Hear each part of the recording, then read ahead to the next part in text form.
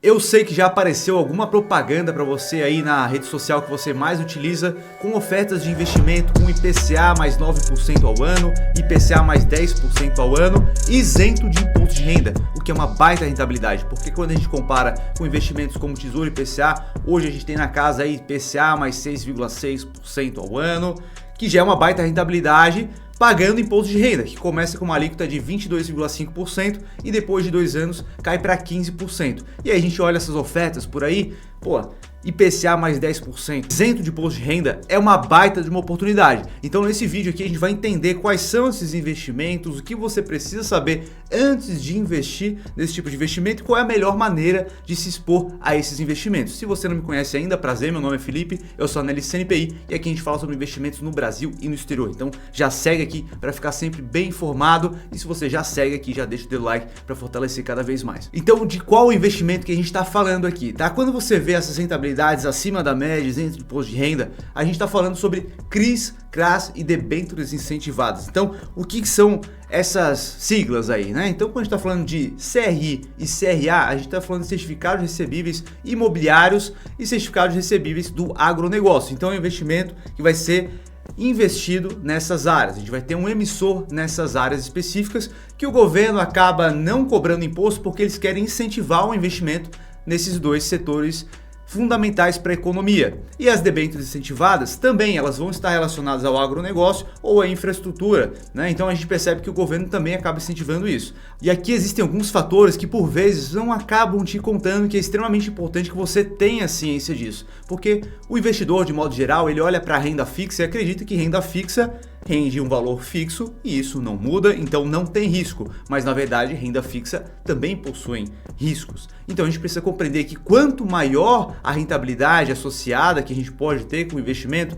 maior provavelmente é o risco. E na renda fixa, nesse tipo de investimento, você vai estar correndo risco específico daquele emissor. Então, por exemplo, numa debênture, você pega uma debênture da empresa XYZ. Ela captou esse recurso para poder aplicar nas suas atividades, para poder construir uma nova fábrica, para poder simplesmente aumentar o fluxo de caixa da empresa que está precisando de capital de giro. Então você está financiando aquela empresa ali e ela te promete devolver esse dinheiro em X tempo. Então pode ser 3 anos, 5 anos, 8 anos, 20 anos. Então você vai ter um prazo. E aí mora a liquidez, que provavelmente você acaba nem se atentando a isso também. Nesse ponto, você precisa verificar que você não vai conseguir resgatar esse investimento antes do prazo.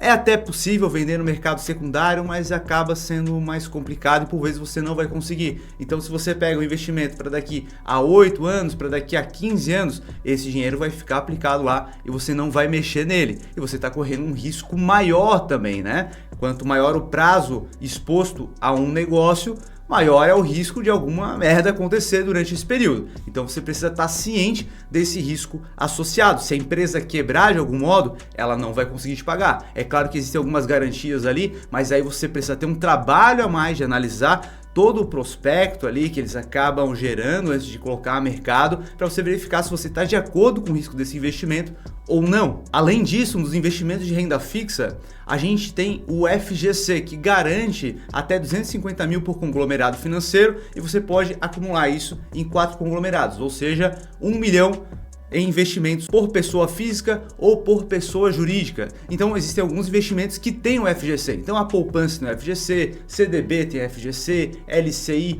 LCA. No entanto, debêntures, CRIs e CRAS não têm o FGC. E é por isso que a gente percebe que existe um risco maior. Além do próprio emissor, a gente não tem um segundo nível de garantia, que seria o FGC. E é por isso que eles pagam um prêmio a mais. Se o risco é maior, olha, eu te pago um pouco a mais aqui para você entrar comigo nessa. Então você precisa ter essa ciência antes de tomar uma decisão de investimento, porque a gente olha aqui agora, legal, tá pagando bem. Mas qual é o risco associado ali? A gente precisa sempre colocar isso na nossa balança, porque o que eu vejo aqui quando chegam novos clientes dentro da nossa consultoria, o que eu percebo é, ele investe muito em renda fixa porque ele tem um viés mais de segurança. Eu não quero me expor em renda variável porque é muito volátil e eu não quero ter isso na minha carteira. E aí busca investimento de renda fixa. E quando a gente vai olhar lá a cartela de renda fixa, somente emissores extremamente arriscados, se expondo diretamente a uma única empresa, por vezes investindo somente em uma empresa, né? Então, na verdade, eu não quero me expor em renda variável porque eu não quero ter o risco de uma empresa. Mas, na verdade, você está emprestando para uma empresa e não está nem diversificando a tua carteira de renda fixa. Entende aqui o ponto que eu quero chegar? Não basta a gente olhar para a rentabilidade daquela renda fixa. A gente precisa diversificar e também cuidar para a gente não se expor demais a investimentos que têm um risco elevado e ainda não tem garantia do FGC. E outro ponto de atenção é em relação aos conflitos de interesse que existem no mercado. Então, por exemplo, a corretora, ela é remunerada em relação àqueles emissores, né? Então, o emissor daquele investimento, ele paga uma comissão para a corretora para poder distribuir aquele investimento. E geralmente, os que mais pagam são os que trazem um rendimento maior. Então, a corretora tem um interesse superior em te divulgar aqueles investimentos que ela mais vai receber. Então é por isso que na corretora, quando você abre, você vai ver lá alguns fundos de investimento, investimento de renda fixa, e geralmente aqueles que mais aparecem ali são os que mais a corretora está recebendo. E não necessariamente é o investimento mais seguro do mundo para você fazer o investimento. Vários investimentos têm níveis de riscos diferentes e você precisa compreender isso. E aí, onde que mora o problema? Quando você tem um assessor e você tem um mau assessor, por vezes ele vai te orientar a investir naqueles investimentos que ele vai receber uma maior comissão, não se preocupando muito com o teu perfil de investidor e nem em relação ao risco total da tua carteira. É por isso que a gente vê algumas matérias aí e alguns influenciadores falando mal de várias corretoras, falando que a corretora tomou uma atitude ruim ali e tudo mais. Mas na verdade não foi a corretora é simplesmente um veículo para que você possa chegar do ponto A até o ponto B. Agora, você tem um piloto ali te ajudando, na verdade um piloto ali te guiando ali nessa trajetória, e se você não conhece o caminho para chegar no objetivo que você quer, você está confiando totalmente ali no piloto. E se o piloto ele é remunerado pelo tempo que ele vai chegar no outro local, simplesmente ele vai selecionar o caminho mais rápido, que por vezes é tortuoso e super perigoso, e ele vai dirigir numa velocidade acima da média. Então vai trazer um risco muito superior. Então quando ele vai lá e bate o carro, simplesmente é aquele auê, né? E aí a gente precisa compreender que existem vários caminhos. Então o que você precisa perceber nesse momento inicial, quando você tem algum assessor, algum consultor, é compreender se ele é remunerado em relação aos investimentos que ele vai te trazer, né? Ele vai ser remunerado pela velocidade que ele chega do ponto A até o ponto B, ou tanto faz a velocidade que vai ser chegado até o ponto A ao ponto B. Ele sempre vai tentar buscar compreender qual é o teu nível de conhecimento sobre aquilo ali, tentar entender qual é o teu nível de risco, qual é o teu perfil de investidor, para propor para você o melhor caminho a ser seguido sem ser remunerado por isso. E ainda mais, né? No caso aqui da gente na Notorious, a gente não recebe nenhum tipo de comissão, e se a gente recomenda algum tipo de investimento que gera comissão, essa comissão volta para você 100% em forma de cashback.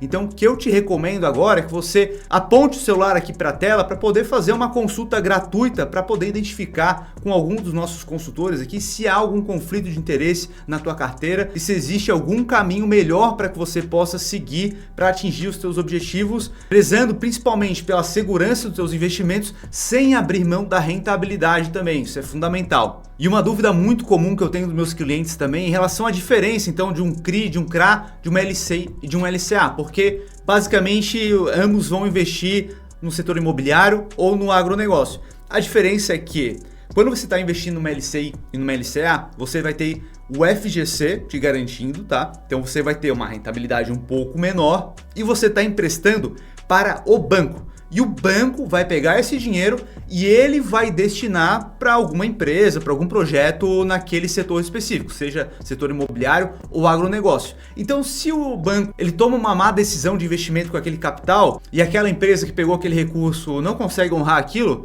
quem te deve especificamente é o banco e não aquela empresa que o banco emprestou. Então, aquela empresa pode quebrar. O banco é quem te deve. Tá? Então é isso. Então você vai olhar ali uma instituição financeira robusta e tudo mais.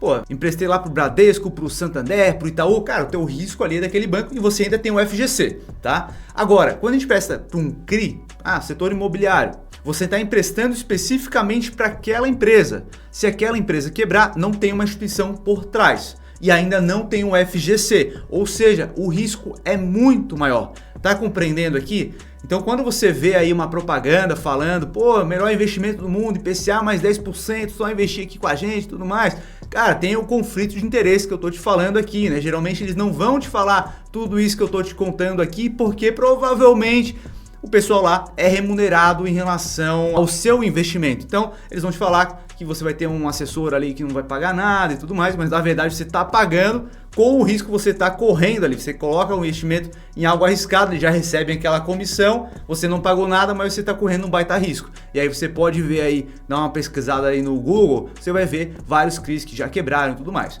Então, é bacana investir nesse tipo de investimento? Cara, tem dois tipos de perfis aqui, tá? Tem um cara que ele ainda não chegou no limite de FGC de 1 milhão, então para esse cara eu acho que não faz sentido ele alocar em algum CRI, algum CRA, uma debênture mais arriscada, tá? A não ser que tenha algum acompanhamento especializado e tenha um alimento bastante grande em relação ao que esse cliente quer, tá? E ele compreendeu todos os riscos associados, aí sim dá para colocar na carteira.